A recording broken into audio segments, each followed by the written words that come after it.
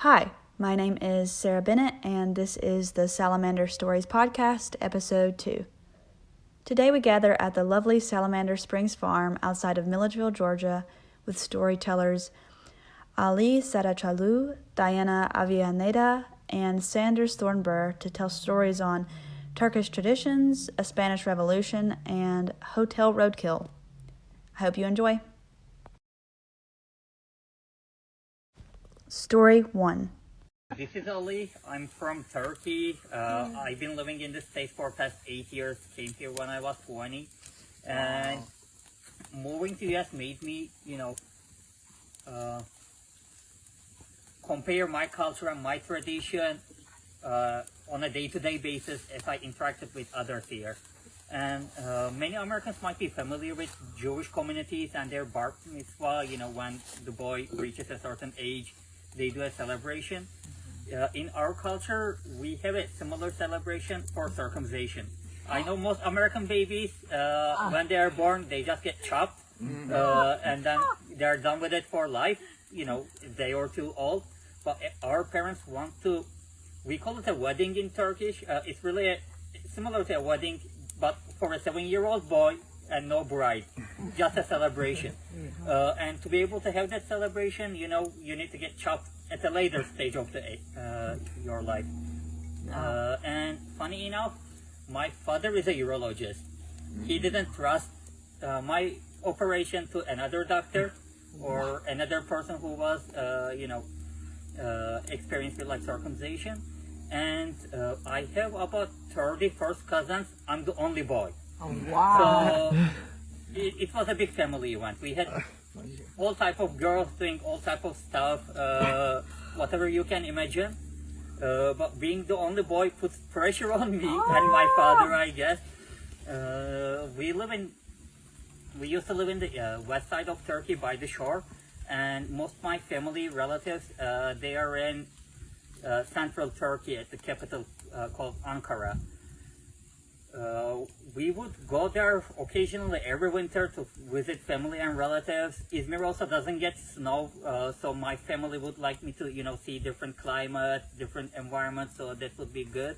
So I remember going to Ankara every winter, but when I was 7, it was a different trip. I didn't know what was I heading into, but I was able to see some preparations going around. But as a kid, you're just joyful.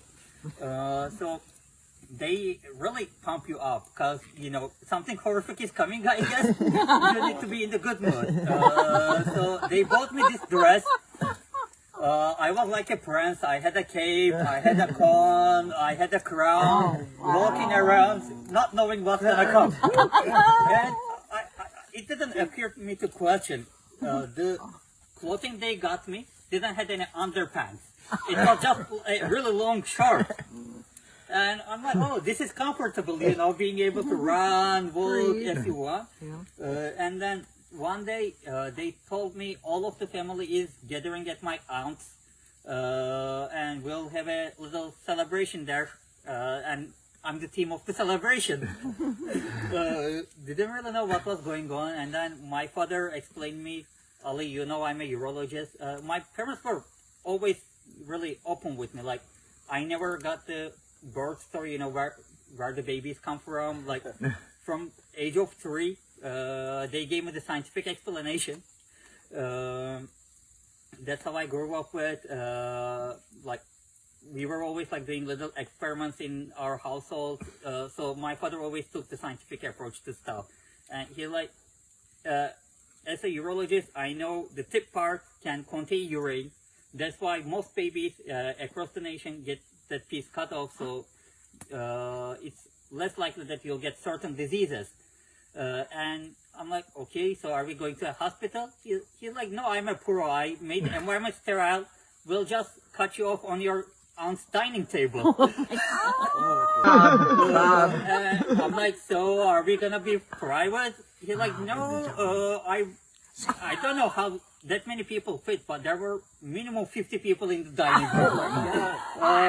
So the table was like a stage, and all of the relatives, all of my cousins, and I remember, so I have this I have an older sister, 5 years older than me, and she was a lucky baby. Like we had 10 more cousins who came to world with her, all females, and I guess female kids like to bully the little boy who was getting the attention. So they started to point towards me and laughing like they're gonna cut him, they're gonna cut him. And then I started to cry. I'm like, oh, let me go. And then my father like came with the needle. He's like, this is the only part you'll feel. That's a big part. I mean, I'll be honest, like your penis is not the most easy part to get a needle going to for local anesthesia. And I was trying to fight. I'm a 7-year-old toddler. I should be really weak, right? I remember 4 of my uncles were holding me down from my arms and my legs. And then, my father, he saw me scared. He started to cry and shake a bit because he got emotional. Which is why. And then they somehow distracted me. He flung the needle. It was all gone. I didn't feel the rest of it. But I was scared. So in Turkey we eat chicken, chickpeas and rice together a lot. And they joke to me like they'll serve me a plate of that and then put the tip inside it. I was scared. I didn't eat. I just went to sleep. I was tired. My aunt and my uncle, they gave me their bed. It felt like a kingdom because before then I only had a twin-size bed, 3 siblings. You have to share everything you have, you know. That felt nice. And then I woke up. My older and younger sister were besides me. They were like still crying 3 hours after. I'm like, how many days passed? Like, I just didn't know. I guess although it was local anesthesia, it like made me a bit high being a 7-year-old. And they all watched? They all watched. And then the nice part comes afterwards. For 1 week, you don't wear pants. I mean, the dress makes it not visible, but there are stitches they hurt. So they want you to be comfortable. And then, you know, just having the circumcision and 50 people watching is not enough. You have to announce it to the city. Oh my God. My aunt had a Mercedes convertible. They put me to the back seat. It's like a parade. 50 cars moving all forward. I'm in the middle. I'm just saluting people. Yeah, they cut me. And the back of the title plate, I remember it said just a tiny from the tip. That's my memory. All right. Beautiful. Story 2. The American South were doing so well economically and were so dominant in the market, growing their cash crops. This put pressure on the Mexican cash crops. So in order to compete with the American South, these estates and plantations, they had no choice but to expand. Like, you know, this is just how imperialism, capitalism, all of these things work. Like, if you're not infinitely growing and if you're not able to compete, then you won't survive. So because they had to compete with the American South, who had slaves, versus in Mexico, you know, slavery wasn't as prominent at this time. They had to compete with the American South's cash crop economy. So they had no choice but to expand, and then this balance was just broken. You know, the estates and the plantations, they started encroaching on the villagers' land, taking the villagers' land, taking their water rights, their land rights. So after decades of this oppression, Emiliano Zapata, who was a very, very respected man in his pueblo, he started this uprising, and it overtook almost all of southern Mexico. And it was a complete upheaval of the entire country for decades. So one of my great something grandfather, he participated in this revolution, in the Zapata revolution, and that's how my family got our land. our kind of like ancestral, you know, land, was that my great something grandfather, he fought in this uprising and took it from the estates. So this land used to be, you know, some like plantation, some where they grew these cash crops. But this uprising was pretty successful. So that's how a lot of Mexican villagers like reclaimed and got new land was through this revolution. So my dad said that he, you know, after the war, that land belonged to our family, and he was, you know, very well respected for having been a part of the revolution. He had amputated one leg, so, you know, he was in a wheelchair, but was very well respected. And some other things from his upbringing, you know, again, just a very rough upbringing. My grandfather, so his father, was an alcoholic, and, you know, in the small village at that time, it wasn't looked at as a medical condition. It was just, most of the men were alcoholics, and as long as you just kept your work in the fields, you know, you're a functional alcoholic, no one cared. Right. It just is what it is. So that was my grandfather, and my grandmother, so she had 13 kids. The first 7 were girls. So according to my dad, my grandfather, you know, he had been an alcoholic for so many years, but his granddaughters were starting to become, you know, young women in this village. And at the time, the traditions, you know, there were traditions around that where if men in the other villages were interested in the young women, they would get the important people from their village, like the richest people from their village, the ones who were the most successful, and the parents, and then they would go to the father, to the woman's father. And the young man, he wouldn't talk at first. The important people from his village would talk, and they would tell the lady's father, like, look, this man is so hardworking. He works so hard in the fields. He has so many cows. Like, he has all this. Oh, and they would bring a gift too, like a pig or chickens, sometime even a cow. So my grandfather, he knew that this was going to come, and he knew he had to be sharp, and he had to be, you know, sharp for his daughters to be able to, you know, help his daughters get married and be there for them as their father. So because of that, he decided that he was going to stop drinking cold turkey. But of course, we all know that's extremely dangerous. We know medically that now we know alcohol is one of the most dangerous substances to withdraw from, to quit cold turkey. And if you're actually an alcoholic who's been drinking for decades, you can't do that. You have to do it with a doctor, or you can have a seizure and die. So this wasn't known at the time, so he just completely quit cold turkey. And a week later, he was basically on his deathbed. His leg had swollen like to a huge size, and they had to, you know, take him all the way to the city hospital, and then a few weeks later he had passed away. So that's really sad, you know, that he passed away wanting to be better, to be a father for his daughters who were growing up and would need him. Story 3. Summer gatherings here at Salamander Springs, and we had just spent a beautiful weekend in the hot woods at Salamander, and I needed to get to the airport in Atlanta, where I was going to fly out the next morning at 5 a.m. And Sandy and I had our kids with us in the back seat.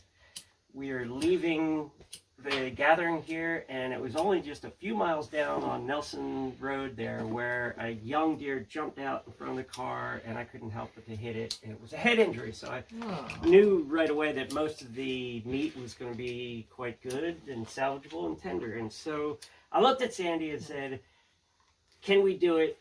And I said, you know what I have to do? You know I have to like deal with this right now. She said, no, you don't. You're on the way to the airport. Well, How's I that going to said, happen? take it back to Salamander. I'm sure they'll be happy That to deal would with have been it. a very Long way. reasonable compromise right there if I took it back to Salamander. But I had to deal with the responsibility myself. So I threw it in the trunk. I say to Sandy, you still got that pocket knife in your purse. I mean, my tiny little pocket knife's like this big.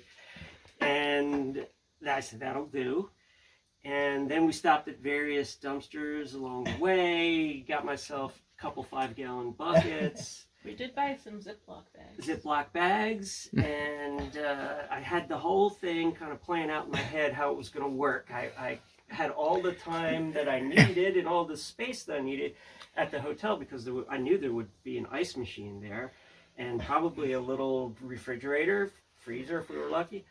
And Sandy was very resistant to this idea the whole way They were and smart. tried to ones. talk me out of imagining it. what the There is staff one would smart think person if in the in bunch. midst of Yes, yeah. Like you're slaughtering somebody and you're cutting them up in the bathtub. In the bathtub, Yeah, right? exactly. Yeah, I'm like, Yeah.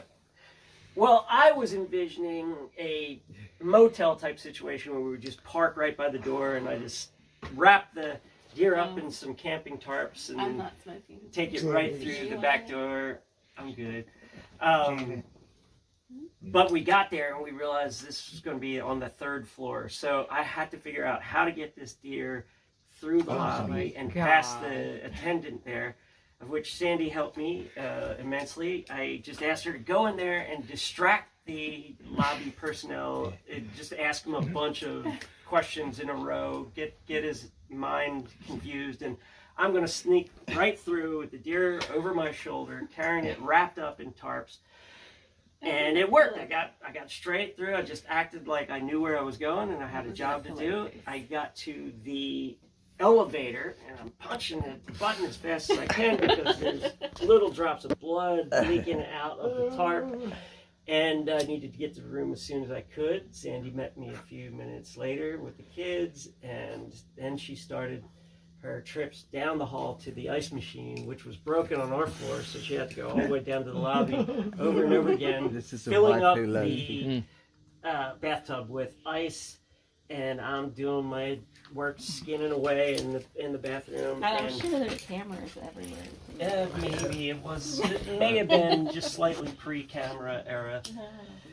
But I also had not realized, having never butchered anything in a closed up room before, how odoriferous the digestive tract can be when exposed to the air. And so every time Sandy's coming down the hallway again, she's smelling this god-awful stench further and further down the hallway. Closer and closer to the elevator. And she's telling me this, and I'm getting paranoid, working as fast as I can. I've got to deal with all of the excess, unusable parts of the deer, so I'm cutting up just chunks of organs and intestinal gobs and flushing them down the toilet one by one till I can't get as much. I couldn't flush the head down the toilet. Housekeeping knocked on the door. Housekeeping knocked on the door one time. I think you answered. Oh, God. Yeah, I just like peeked my head out. They were like, towels? You need towels? I was like, why, yes, gracias. Boom, shut the door. Yeah. So it was a successful job. I got on my little shuttle at 5 a.m. in the morning and left Sandy with all the mess. I did clean up the bathroom you cleaned perfectly. the bathroom. Yeah, CSI team would have been not able to find any residue after my job in the bathroom, but I did leave her with the buckets full of deer head and Deer skin. and the things that I couldn't flush down the toilet. I did cut off all the meat that I could and put them in the little baggies, Ziploc baggies, and then I got on the shuttle, gave Sandy very specific directions about what to do with the rest of the stuff, and said, "You're on your own, babe." She happened to be a vegetarian at the time, so she didn't get to appreciate the venison as much as I did. Was Aiden with us on that trip? I think it was possibly just Ben and Heather. Ben and Heather. Yeah.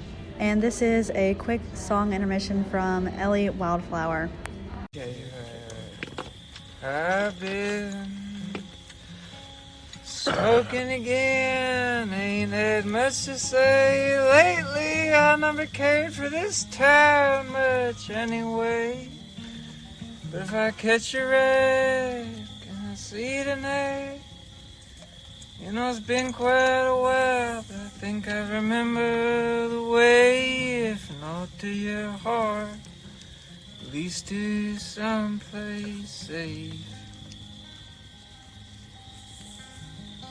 And I don't presume to know you, but I think I'd recognize your face. 'Cause I see it every night, every single dream that I make. And when I ain't dreaming, Lord, it keeps me in bed wide awake. So if you say the word, I get up and go. I fly across this country till I wander to your door. And then I'll sell my car, well, I won't leave again. If we can't be lovers, well, we can still be friends. And we'll make ourselves a home to get on and out of the wind. Smoking cigarettes on the porch, living out this life of sin. And I hate to put it on you, but darling, just say when.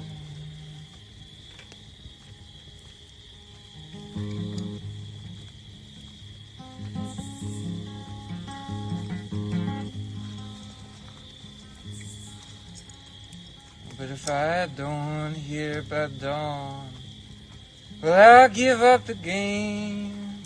I'll start moving on, let you do the same. But if you hear my voice on the radio, well, the sky's still dark and the moon's still low.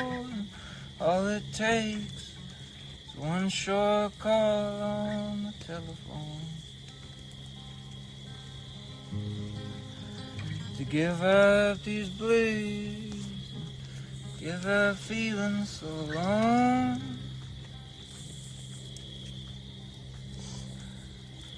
And I know that I'm a fool, but it takes a wise fool to know when to give up her luck and leave it all there on the floor. So won't you let me know?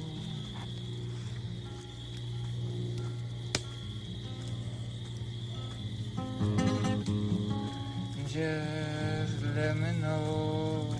Just let me know. Just let me know.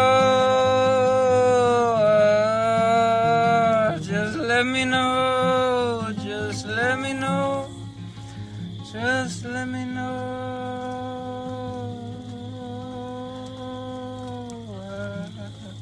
Oh.